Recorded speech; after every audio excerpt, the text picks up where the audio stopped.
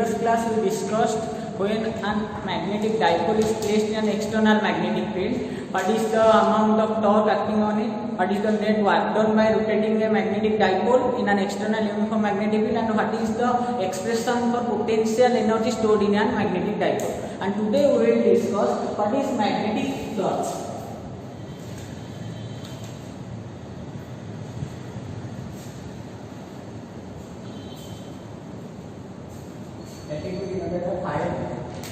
So magnetic flux we already discussed in electrostatics about electric flux. So what is electric flux? The total amount of electric lines passing through a given cross-sectional area, that you all know, that known as the electric flux. So same here, the magnetic flux will be what? The total amount of magnetic field lines passing through a given cross-sectional area which is held perpendicular to the direction of magnetic field. Clear? So for example, if here is a magnetic given cross-sectional area and its area vector is along this direction, that will be A vector, and the magnetic field lines are passing through like this.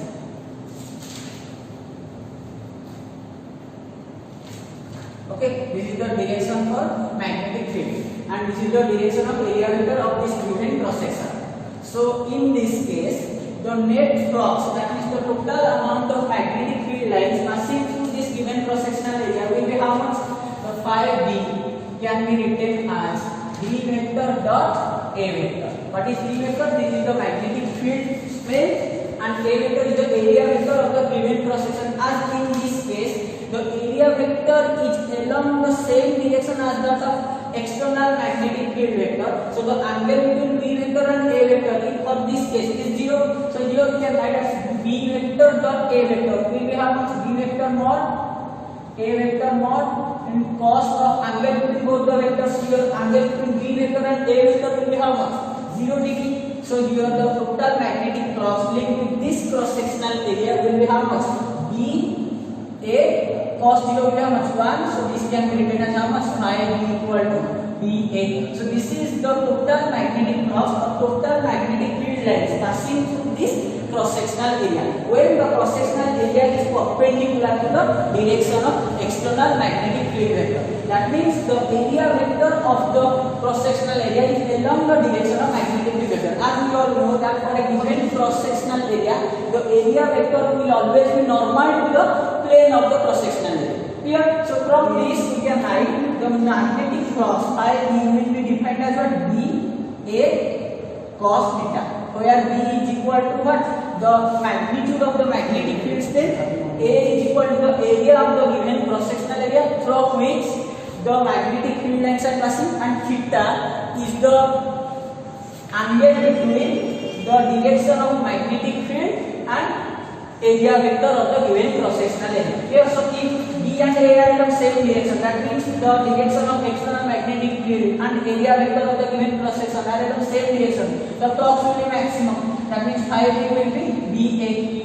If the area vector and B are perpendicular to each other, like this for example, here the field lines are like this. Okay, and we are placing a cross-sectional area along this direction, such that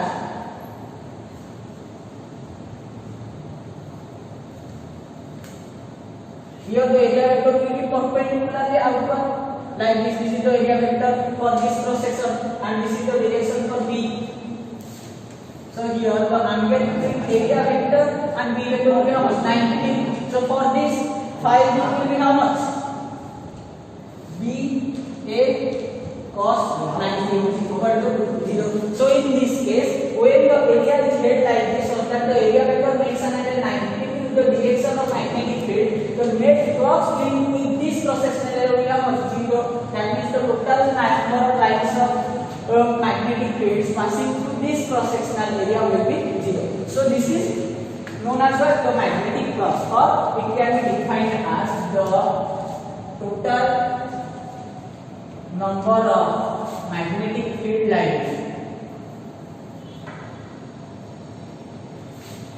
lines passing through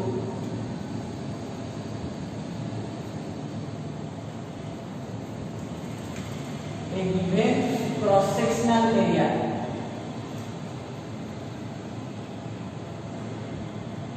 Okay, which is held perpendicular to the direction of magnetic field.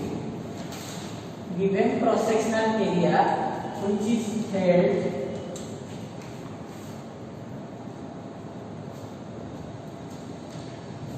perpendicular to the direction of magnetic field, and this can be written as phi b equal to b a cos theta. Okay, where or this can be written as b vector dot a vector in vector form. So it is a what? So the flux, magnetic flux, it is scalar quantity,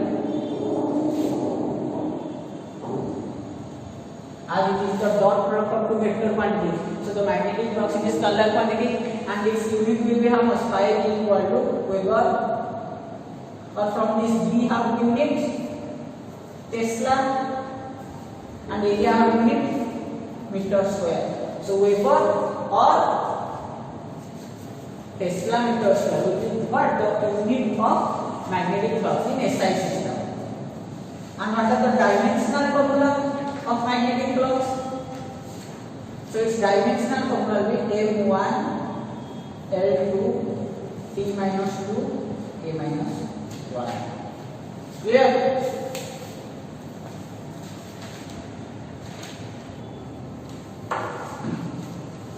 Okay, so this is your the dimensional formula for the magnetic flux, and this is the Weber or Tesla meter square will be the unit of magnetic flux in SI system. Clear? And we already know the magnetic flux formula will be a cos tan when theta will be 0. The magnetic flux will be how much? VA, which is maximum.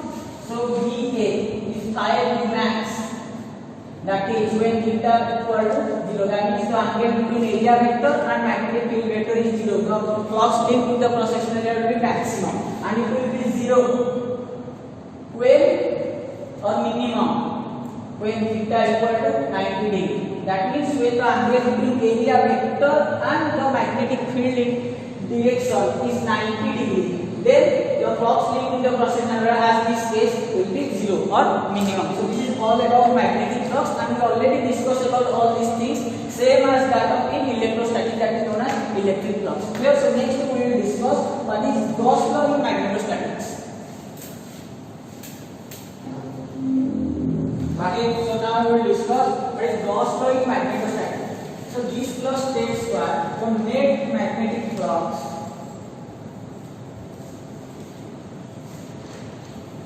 linked with a closed surface is 0.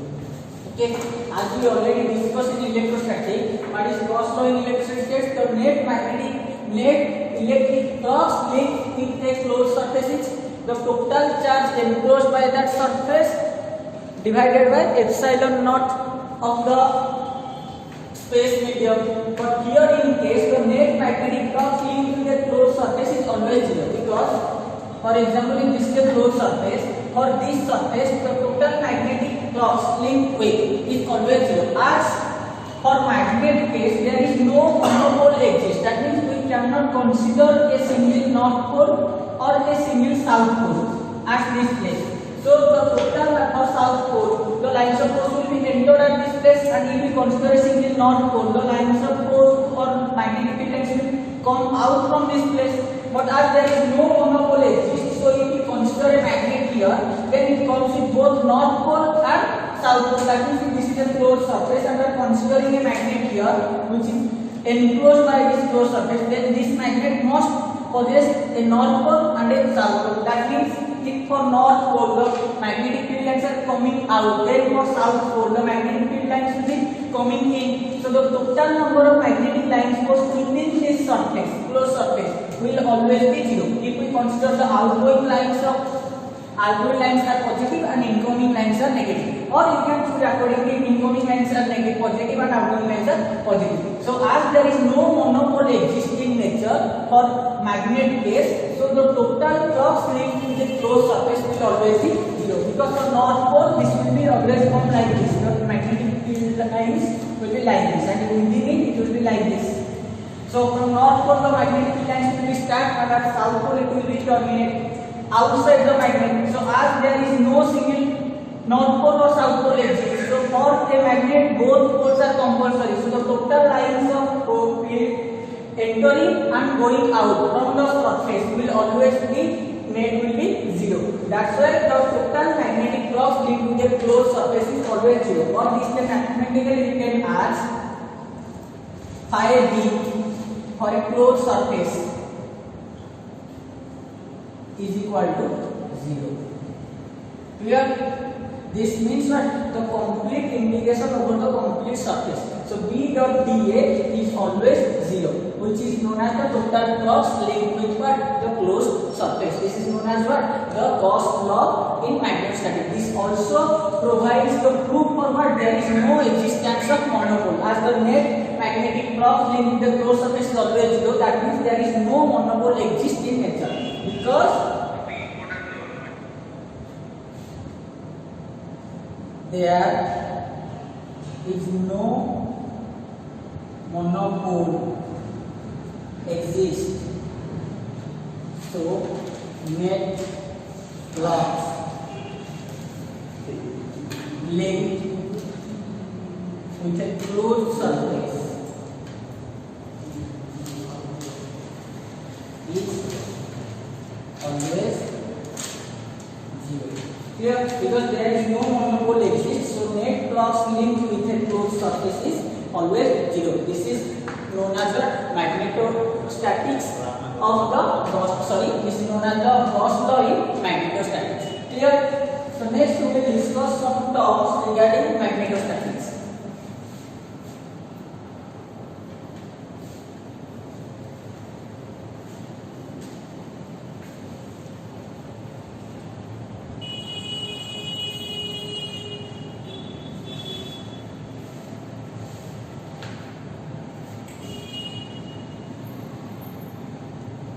Terminology in magnetostatics.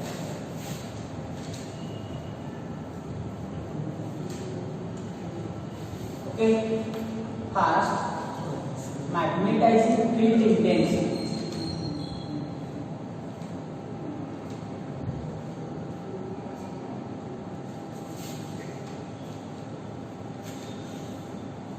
It is denoted by H. Okay, what is magnetizing field intensity? Magnetizing field means it is the magnetic field which have the capability to magnetize an unmagnetized substance. That means the unmagnetized substance is placed in a magnetic field which have the capability to magnetize that unmagnetized substance. That magnetic field is known as magnetizing field. And what is the intensity of magnetizing field? It is the extent up to which the magnetizing field can magnetize that unmagnetized substance which is placed within that field. Clear? So magnetizing field means what?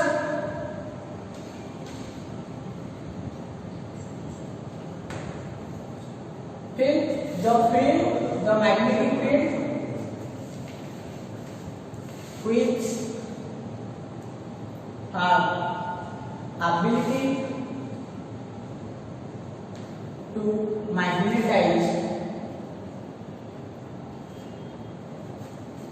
an unmagnetized substance which is placed within the field.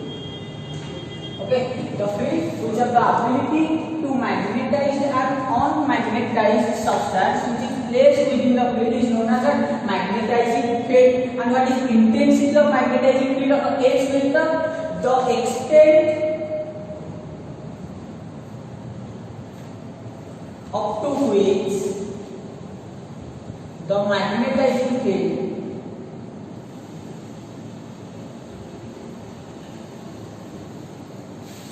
can magnetized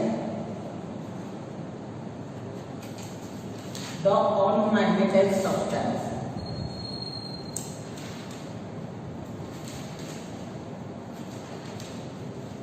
Okay, due to the magnetizing field, the extent up to which the unmagnetized substance get magnetized, or the magnetizing field can magnetize the unmagnetic substance, is known as magnetizing field intensity, or it is denoted by H vector. Here, or mathematically we can rewrite H vector will be equal to B by mu. Here, what is B? This is the magnetic field induction, and mu is the permeability of the medium, and so B vector by mu will give us what? The magnetizing field intensity, or H vector. Okay, it is a vector quantity. So you can write from this formula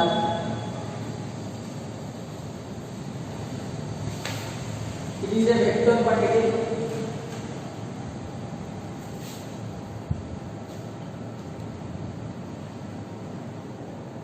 And its unit will be how much? Unit of H vector is ampere meter inverse, and dimension will be ampere of dimension A1, meter of dimension L minus 1. Clear? So you have to remember this unit and dimension, and the formula for H vector is V vector by mu for any medium. If for space, H vector can be defined as V naught vector by mu naught, where mu naught is the permeability of free space and V naught is the magnetic field induction in free space, and this is for any given medium. Clear? So this is about magnetizing field intensity. Next we will discuss intensity of magnetization.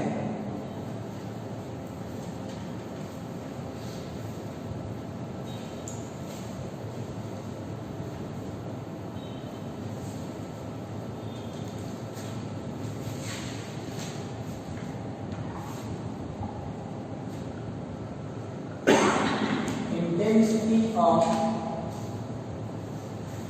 magnetization denoted by I.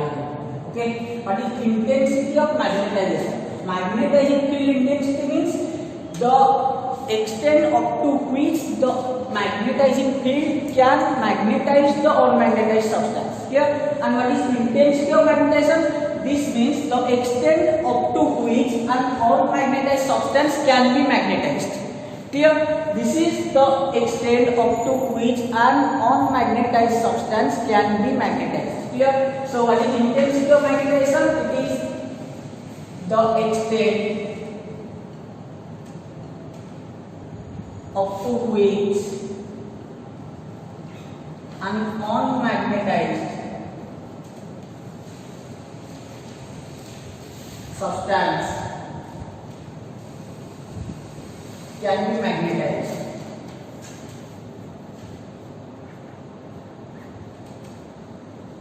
Okay, if place an unmagnetized substance in a magnetizing field, then up to how much extent that unmagnetized substance will be magnetized, that will define its intensity of magnetization. And it can be defined as the intensity of magnetization can be defined as the net magnetic dipole moment developed in that unmagnetized substance due to the magnetizing field for unit volume. Clear? So it is also a vector quantity which is dependent upon the magnetic dipole moment as a vector quantity. So I vector will be how much? Total magnetic dipole moment developed in that unmagnetized substance due to the magnetizing field for unit volume. So it can also be written as A we know 2L into M divided by volume will be how much? 2L into area. So this will be M by A, that means force strength for area, and we know the unit will be how much? Unit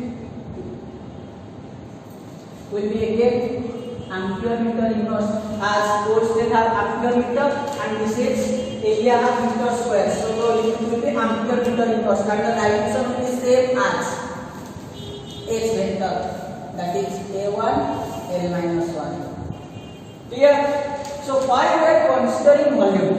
Because if we place two substances, one of this much size and another one of this much size, in a given magnetizing field, and it produce net dipole moment 10 and this produce net dipole moment 100, then which will be have more intensity of magnetization? We can determine as the volume of these two substances are different. But if we consider the total dipole moment developed per unit volume, then the substance which have more dipole moment per unit volume will be more magnetized.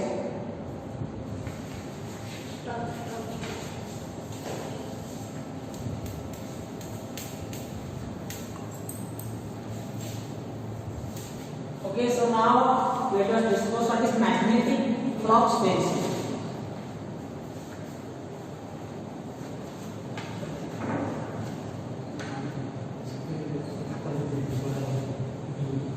Okay, we already discussed about this. B, that is magnetic field induction or magnetic field strength. So this is also known as magnetic flux density. As from how it is defined? It is defined as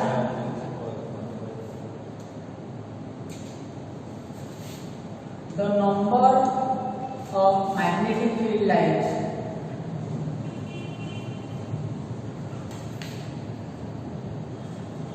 passing through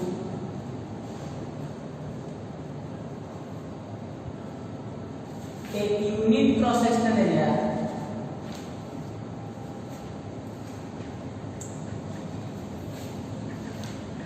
normal. Okay, that means it is defined as the number of magnetic field lines passing through a unit cross sectional area normal.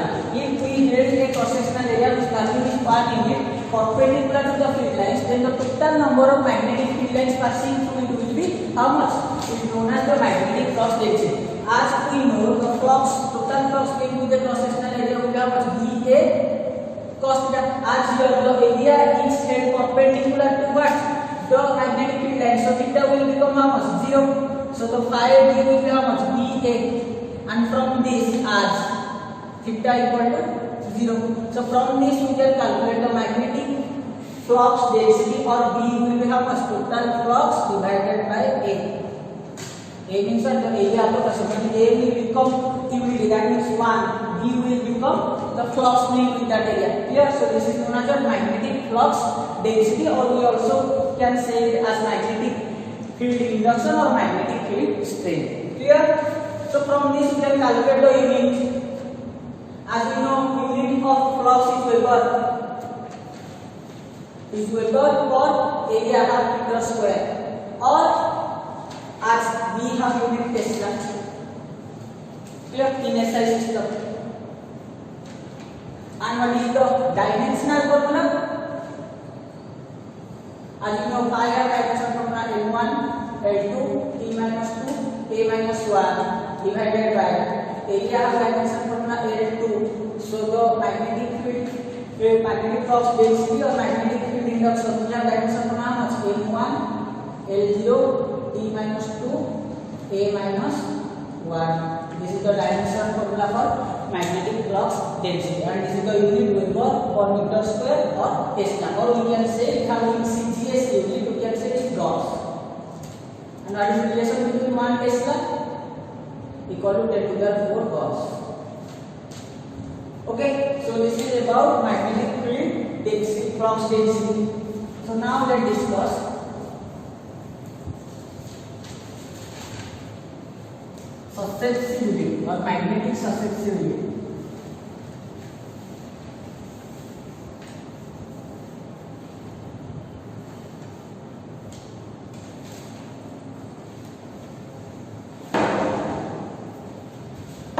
What is magnetic susceptibility?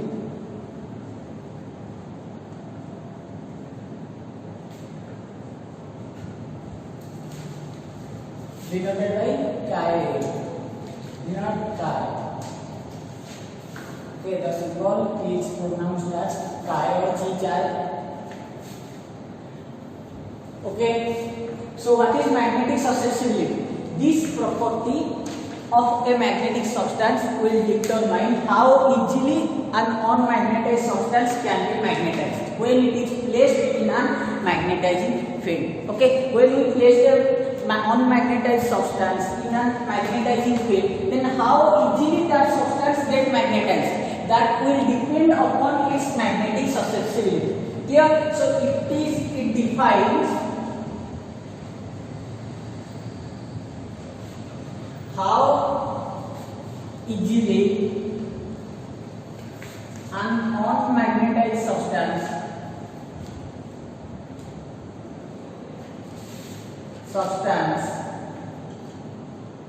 can be magnetized. Okay, it defines how easily an non-magnetized substance can be magnetized. When placed in a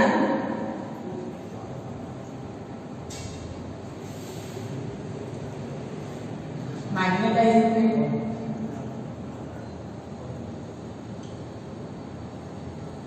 and it is defined as I by H. The intensity of magnetization with respect to magnetizing field intensity. That means for unit magnetizing field, how much amount of intensity of magnetization developed within that substance will be defined as what?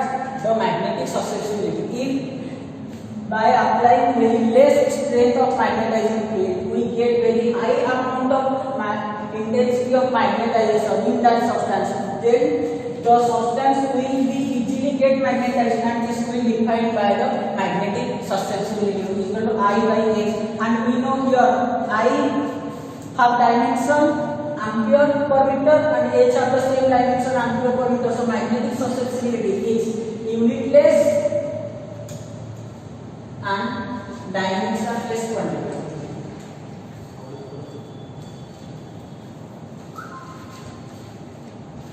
Okay, so chi equal to I by H, which is an unitless and dimensionless quantity. Clear?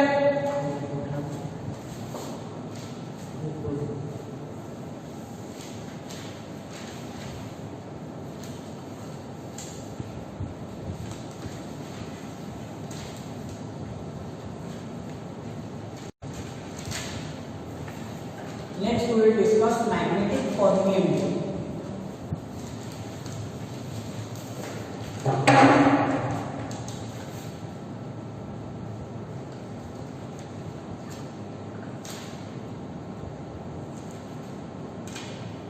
Denoted by mu. So what is magnetic permeability? It is the property of a medium which will determine what amount of magnetic field lines can pass through it. Clear? What is magnetic permeability? It is the property of the magnetic substance or magnetic medium which will determine how much amount of magnetic field lines can pass through it. So it is the property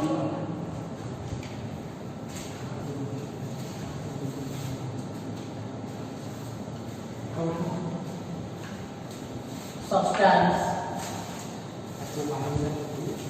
which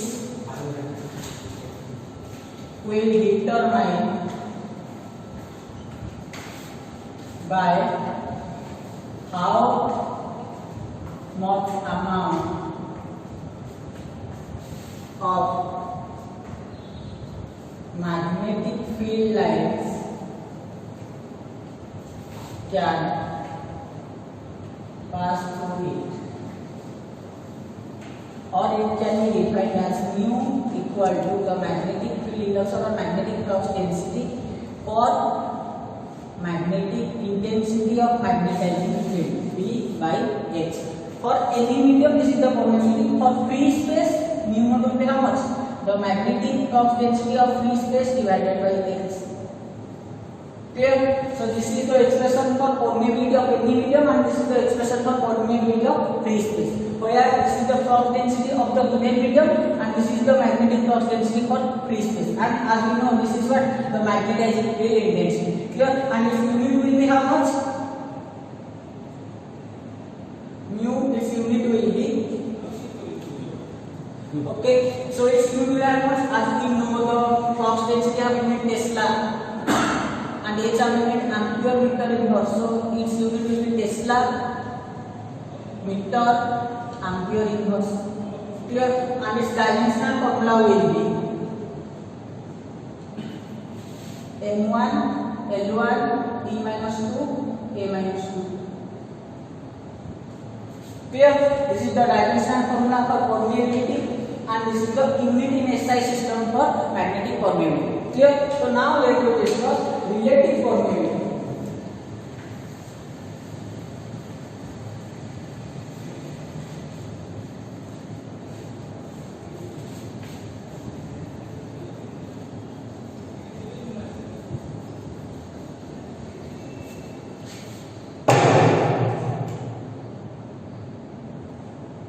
Relative magnetic permeability mu r. So what is mu r?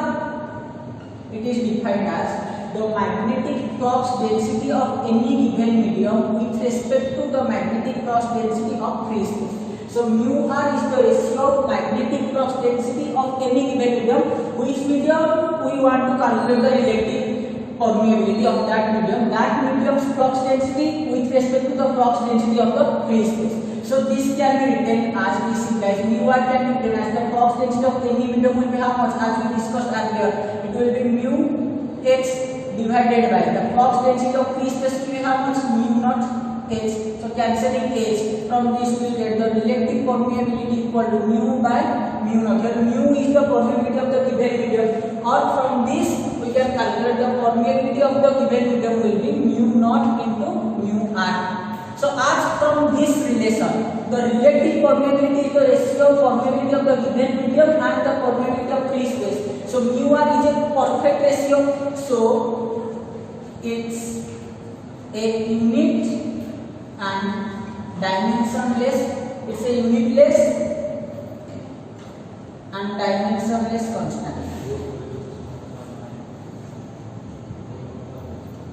Clear? So the relative permeability will be the flux density of the given medium with respect to flux density of free space, and it has no unit and no dimension. Clear? So now let us discuss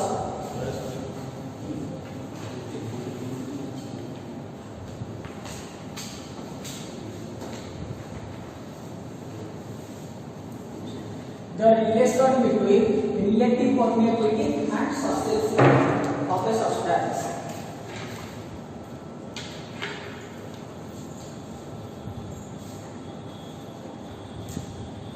Mu r and dielectric.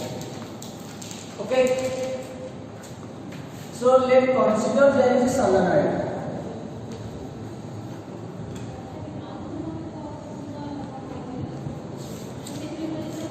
Okay, solenoid is a very closely wrapped coil in which the length of the solenoid will be very larger than its radius. This is the radius of the coil and this is length for a solenoid, ideal solenoid. A is very large than the radius of that solenoid. So if we pass current through this solenoid, then it will produce a magnetic field. We will discuss about in the next chapter, that is the magnetic fields of electric current.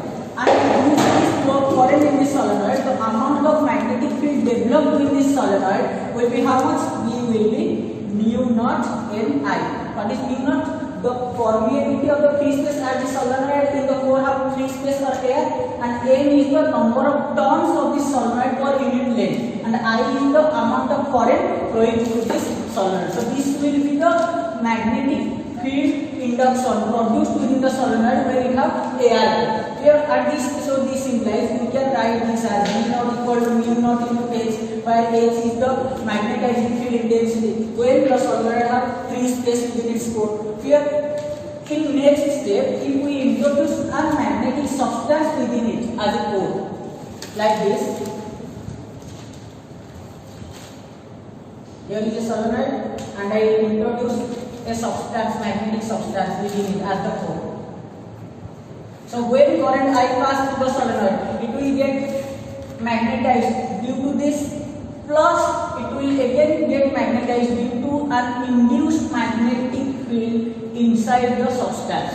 So the net magnetic field of the solenoid will become how much? The B net will be the initial magnetic field induction E naught plus the induced magnetic field, where I will be how much? Mu naught into I. What is I? I is the intensity of magnetization developed within that substance, and mu naught is the permeability of the free space. So from this we can write the net magnetic field. Induction will be how much? V naught plus Vi. V naught will be how much? From this we can calculate mu naught H plus Vi will be how much? Mu naught I. So from this we can calculate taking common mu naught. It will be how much? H plus I, which is equal to V net. So this implies we can calculate V net equal to mu naught divided by H. It will be 1 plus I by H, or taking common H, it will be how much? Mu naught by H into 1 plus I by H. So this can be written as cross multiply this.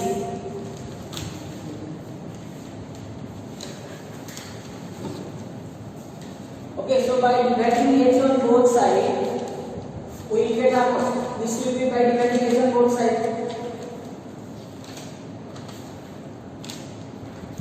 Then H on LHS and RHS. We will get this one. So V net by H will be how much? Mu equal to mu naught into 1 plus I by H will be how much? Chi H. So from this we can get mu divided by mu naught equal to 1 plus chi H. What is mu by mu naught? It will be the relative permeability. So from this we can write mu R equal to 1 plus chi H. This is the relation between relative permeability and susceptibility of that magnetic substance. Here, so you have to remember this relation. It can be asked from 2 or 3 marks in your examination. So this is all about the terms linked in magnetostatics and their definitions, units and dimensions. Here, so in next class we will discuss further. Thank you.